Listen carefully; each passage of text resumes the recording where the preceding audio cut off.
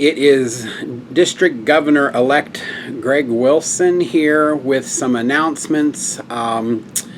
Yes, it is a day after we buried my mother, and I want to get back onto this. I've been doing a lot of things and keeping busy and that kind of thing, so we need to get back to these announcements and all that kind of stuff, and so I thought I'd take a break from cleaning the house and do this video and let you know what's going on. First off, I want to say thank you to the Lions of District 14M who came and did such a beautiful, beautiful service for my mother at the funeral home.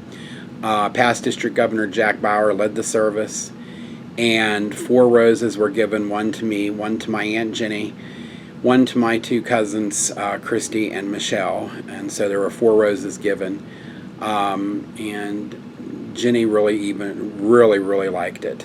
Later that night, the deacons from the church, since Mom was a Deacon Emeritus, they came in and they gave another beautiful service.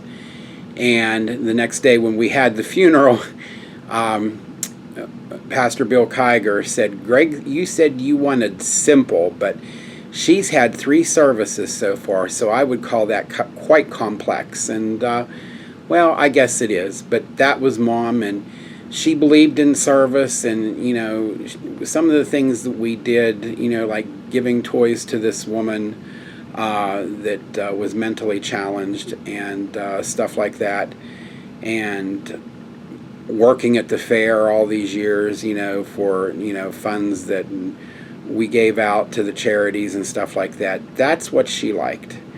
And she liked helping at the church, and she liked doing that kind of thing. And she did it till she just couldn't do it no more. And so I just want to thank everybody. There were cards and gifts that were sent, and thank you all for supporting her and supporting me. And I didn't expect all these people to come, but they did. And it just warms my heart to know that you have people that care in a world where people, oh, there's another person wanting to know how I'm doing. Yeah, just in a world where people just don't care, there are many that still do, and I'm just happy to see that. Mom is finally at peace. I did have a breakdown at the graveside yesterday. I have 2 friends that just grabbed a hold of me and said, "We're leaving. You can't do this here. We've got to go." And so we did. And the one, I didn't really have a choice because he does bench press like 500 pounds all the time, and he's got arms the size of mammoths, you know, that kind of thing. So I wouldn't have had a choice anyway. So, but when I say she's finally at peace, Mom had chronic kidney disease, and she had diabetes, and her heart was starting to go. And here's what I'm going to say about this. I have learned a lot. I have learned so much with Dad and with Mom about this kidney disease and heart disease and diabetes that I was also told, and this is not bragging, I was also told, why don't you just go get your RN license? And I said, no, I'm not doing that. I went to school for accounting, and that's what I'm going to do. But, I mean, the thing about it is, kidney disease is nothing to mess around with. Because once that starts, if you don't keep a handle on it, and here's the thing, you know, one hospital system was treating her one way, another hospital system treated her another way, and the second hospital system, in fact, I got a call yesterday. Hey, Wilma didn't log on to her Kidney Smart class. Is another one. Is there a reason why she didn't log on? And I said, well, that's because about an hour ago we buried her. And they were like, Greg, are you okay? And I'm like, I'll get through it. I'll get through it. And they weren't informed. But she had what was called Kidney Smart, and she had to take these classes online. And they told her, you most definitely can do dialysis at home. You don't have to go to a facility 3 times a week. You can do this and you can do that. They have 90-year-olds doing dialysis at home, and they made it sound like that it wasn't the frightening end of the world like the other hospital system did. And so that's the type of care you get, and you have to watch that, because if I implore you with anything, it's you just have to be careful what you're dealing with and that kind of thing. Go get those second opinions. Go get third opinions if you need to. Do your own research. I did, because I looked at her and I said, you're the only one I have left, and I am not about to let someone just hack you up in the name of science, or just throw you away because you're 80 years old. Like I said, I've told this to the Dawson the Dunbar Lines Club. I said, we have to advocate for each other, or there's not going to be anybody left. And that's, if you don't get anything out of anything that I'm telling you, just be careful. Be careful what these people tell you. And you can go get second and third opinions all you want to, and make sure everything aligns before you actually sign on the dotted line. And that's all I'm going to say about that. But also, I am a licensed notary, and I'm not saying this because I want business, because I don't do everything. But I do have what are called short form medical powers of attorney. That do ask, like, do you want to be on a feeding tube? Do you want to be on a machine? Do you want to be on this? But know that once you sign this and it's notarized, you're tying someone's hands, because later on, if you want to change it, you can. But if something happens and you're in a situation where you can't speak for yourself and the power of attorney can, their hands are tied by the wishes that you have put on that form. And that's exactly what Mom did, but we went to a lawyer to do it. But however, the Pennsylvania Association of Notaries has what's called a short form. I will be taking these with me to every single visitation.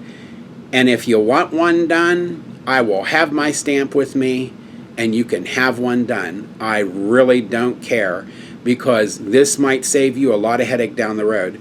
So just let me know. And if you have a group that has like 20 or 30 people that need done, you need to call ahead and let me know, because I'll have to go get more of these forms made and stuff like that. But they come, you have to be a notary to get these forms anyway, by the way. You can't just call down to Pittsburgh and ask them, because that's where the Pennsylvania Association of Notaries office is. But yeah, I have the forms up in my office, up in the barn, where we did barnyard trailer sales, and we'd get one or two that would want to kind of say, can you do this? Oh yes, I have the form. Bang, it's done. You know, and then you take the form with you. I don't hold that form. You take it with you, and you make your copies and all that other stuff. But if you're interested in having that done, a last will and testament. Now that's something you need to get together with an attorney to have done, and they will send it out to be notarized, or have a notary there to do it. You really should have that done.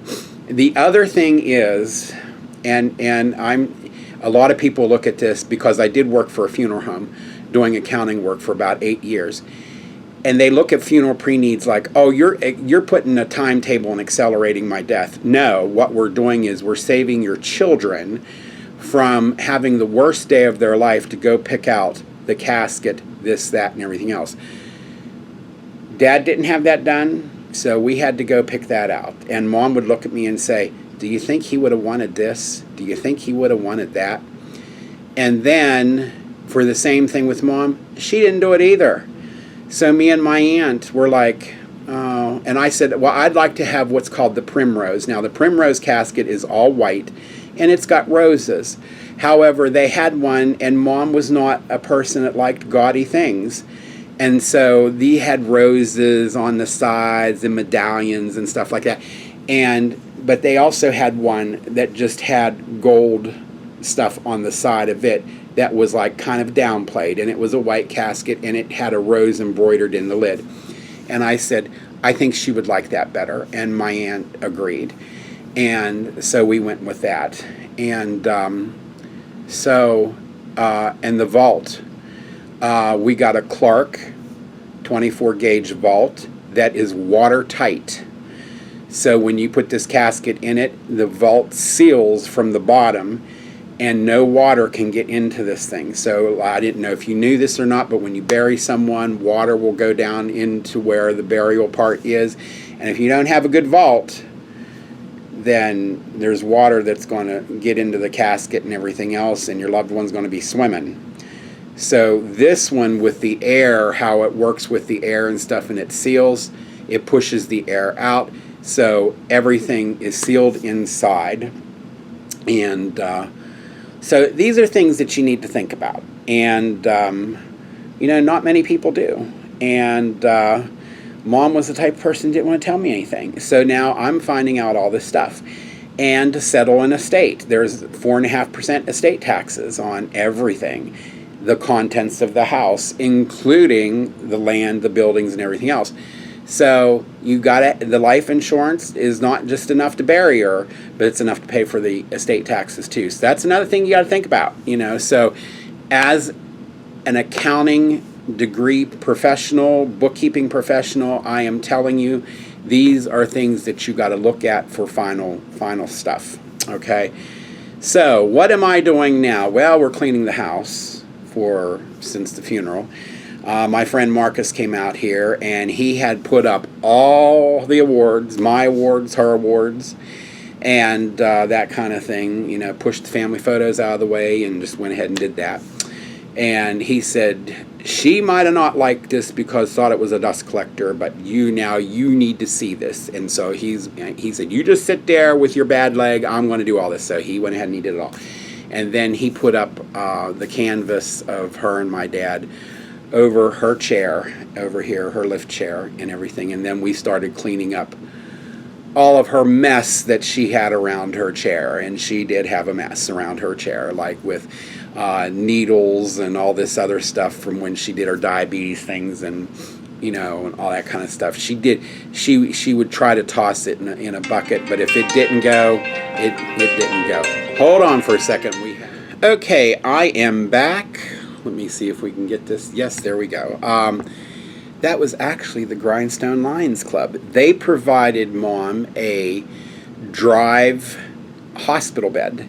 And since, Mom doesn't need it anymore, she has a wonderful white casket that she's laying in.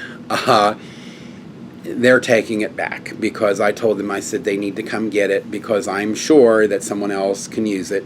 And also there's a walker here that they can have, that kind of thing. So yeah, so they'll be out sometime next week to get this. So that's what the Grindstone Lions Club does. They have used hospital equipment, and if people need it, you just call them up and they will talk to you about it and what they have and bring it to you if that's all possible. Okay? All right, so getting back to this, I don't know where we were at here, but we will go into what is going on now. So yes, I am cleaning up from the funeral, cleaning up her stuff and that kind of thing.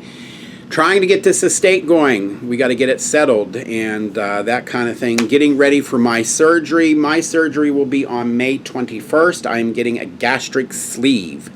Not the Roux-en-Y, because for a heavy-set person such as myself, or should I say fat person, if you want to call it that, anesthesia is a little squirrely.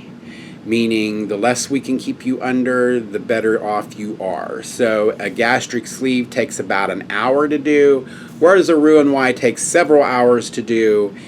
And while they're inside of me with their laparoscopic instruments, they're checking out all this other stuff like hiatal hernias, your liver, your this, your that, your the other. So we're getting the full Monty, if you want to call it that. I mean, it's going to be bad enough you're going to be sore from that, and you're going to be sore from everything else too, from what I understand. It's just, I am not looking forward to that at all. All right, and then after that, the reason why it is on the 21st is they don't feel it's good to have surgery on someone who's just gone through losing their parent and a funeral and all this stress and everything else, which I kind of agree. Could I have done it? I probably could have, but should I have? No. So that kind of thing. And as far as that goes, my doctor is signing me up. He already signed me up for counseling sessions with his in-house counselor because, yeah, he's just worried. Everybody else is worried too. So, all right, so we are getting ready for Orlando. I have done all the requirements there. I have the hotel room ready to go. I have this, I have that. Out on the porch, I think it just came, is a white coat, dinner jacket for me. We'll see how that turns out to be. Also, I am really thinking about getting a scooter or something. We'll see how much fluid I lose. Fluid's heavy. So we'll see how much fluid I lose between now and Orlando. Because I might be getting a new scooter. If I've got the funds to do it, I'm going to get a scooter because I just don't like that wheelchair hanging off the back end of the passport, and to drive clear to Orlando with that thing hanging off the back of the passport is just ridiculous. Now, hey, if I was made out of money, we would have got a Ford Lightning and went the electric route, and well, then the wheelchair would have been fine because it would have sat in the back of the truck bed. But no, we haven't hit the lotto. I haven't played the lotto to hit it, but we haven't hit it. So you got to play to win, and mathematically those odds are just against me. So at any rate, I've also started back on studying for the LSAT so that I can begin law school after my district governorship has concluded. All right, let's go on to the next section of this video, which is the to-do list. June 30th is the deadline to turn in your books for the audit. If you have a project, you know, I don't know, leader dog or hearing or this or that, and it's one of those District 14 projects where you have books tied to it, you need to turn those in for the audit, so that we have this done before I get started, okay? And also, we need a newsletter editor, okay? And this newsletter editor, I am putting a stipulation on it that they have to meet with me and Robert Raphael twice a month, one, to get ready for it, and two, to finalize it. Now, the newsletter is in MailChimp. MailChimp is a drag-and-drop application. You should learn Canva too, and if you need help learning that kind of stuff, and you don't want to be the newsletter editor, but if you still want to know how those things work, head on over to my YouTube channel, because there are videos in there where I have gone over how to use MailChimp and Canva, okay? And you can get access to those videos. There's no restricted access to them. They were done a couple years ago, so you might find out that the screens are just maybe a little bit different, but the premise is still the same. They're like drag, drop, that kind of thing, and you know, it's pretty easy to do. Also, if you haven't reported your officers on the portal, please do so. Please do so immediately. The portal supplies me the information to make the directory. So I need that information to put into the directory. So if we're going to have a good directory, I need good information. So that means make sure everything is spelled properly, the email addresses are spelled properly, that kind of thing. Make sure everybody has an email address. That's another thing. For the per capita system to work, for you to get a bill, you have to have an email, and it has to be a good email. If it's not a good email, well, your bill goes to Never Never Land, okay? So, and that's something that I can't stop because I'm assuming that the address is correct. So please make sure that is done, and so we can get that going. We also need to boost the membership. Now, having said that, my superiors, if you want to call it that, have put a goal to me that they want so many members. And I looked at it and I thought, well, that's a pretty lofty goal. And so we need to get like 200 members or something like that, which, okay.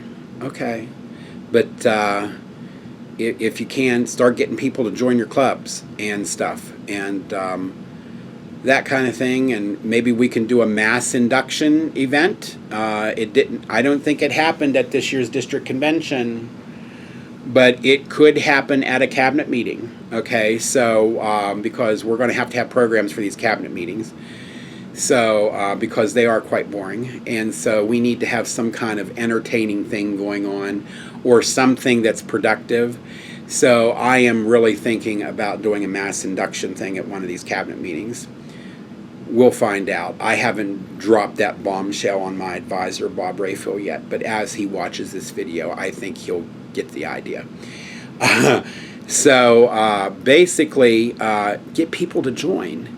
You know, bring them in. There are some clubs in trouble, like Old Trails, my club. It needs more members, so we need to get that going. And I'll probably get my hand slapped for saying that, but it is what it is. All right. So other than that, that is it for right now. Yeah, this was another long drawn out video. They probably will be long drawn out, but. Take to heart what I said here, you know, in the beginning. Try to get these documents done, that kind of thing. And listen, maybe if you want to have a Lions event where you could bring in an attorney and they could do these kinds of documents, or, you know, give a seminar on this kind of stuff. Hey, that's something different. And it's service. It's service with a smile. And these people will be smiling at you because you're saving them a lot of grief coming down the road. And yeah, maybe you might want to do something like that. Okay? All right, well, this is your District Governor-elect Greggy signing off. Next week, we'll create you another video. Have a great day and a great weekend. We'll talk to you soon.